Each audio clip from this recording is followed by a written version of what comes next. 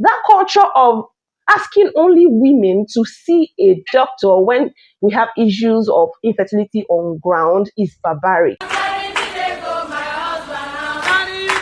Hi guys, you're welcome back to this channel. In today's video, I am going to be addressing issues of infertility. Like, how can a woman who has been trying for a kid get pregnant without drugs? I understand that there are several drugs, many drugs out there that women are consuming, and men on the other side also are using drugs to boost their fertility. But today, I know I'm a pharmacist, but I just want to address these issues without talking much about drugs. So, number one is that, how long have you been trying for a baby? You are not actually infertile until you try to have regular sex, say like 3 times or 4 times a week for a whole year. And if after 1 year of regular sex, you still don't get pregnant, then you can start to be worried. Other than that, you need not panic. Do you get?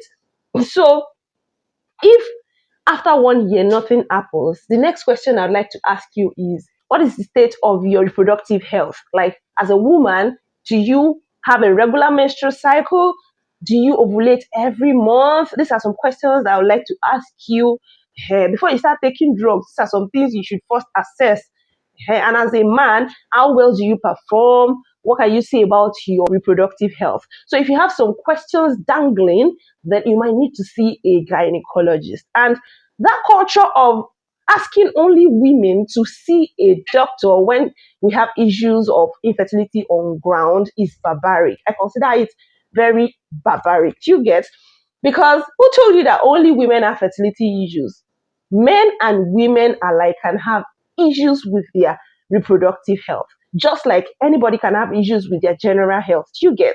So if you're in that shoes, you really need to drag your partner, drag him with you to see a gynecologist. Then you get assessed, and whatever the result is, if you have been certified to be okay, then you can go on to practice some of these things that I will say in this video, including eating a balanced diet, especially food that are rich in vitamin E, vitamin C, and folic acid. Also, you can get folic acid from pharmacies. It's going to just prepare your uterus. It's going to help prepare your uterus for implantation, and that way, it can actually increase your chances of getting pregnant. You need 400 micrograms folic acid. The popular folic acid in Nigeria is 5 milligrams, but for this purpose, you need 400 micrograms. I think Evergreen manufactures 400 micrograms folic acid, as well as in supplements like pregnant care, conception.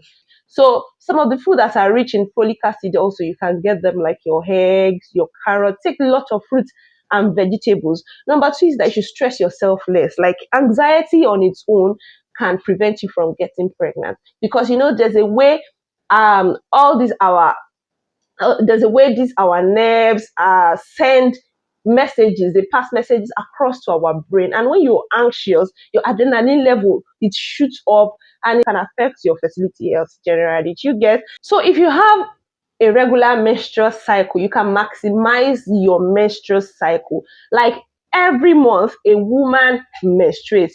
That one is constant care. But during our menstrual cycles, our fertility goes up and down. Like, the chance of getting pregnant rises and it falls. So there are certain period of the menstrual cycle where you are most fertile, and that is the ovulation period and the ovulation window. Do you get? So depending on your cycle, some people have their cycles less than 28 days, while some they are more than 28 days. But on the average, a woman's menstrual cycle is 28 days. So you need to really get a period tracker or an ovulation tracker. There are several applications that you can download on your phone these days. I'm going to be leaving some of those applications in the description for you to check out. That will help you to track when you'll be pregnant, when you'll be ovulating. It will help you to track when you will see your menstrual flow and all of that. So you can maximize that, your fertile period, those periods when you're very fertile, and then you have enough good sex with your husband during that period. And also, if your menstrual cycle is less than 28 days, we all know that ovulation is like half of your menstrual cycle. But for those people whose menstrual cycles are less than 28 days, you are ovulating immediately after your menstruation.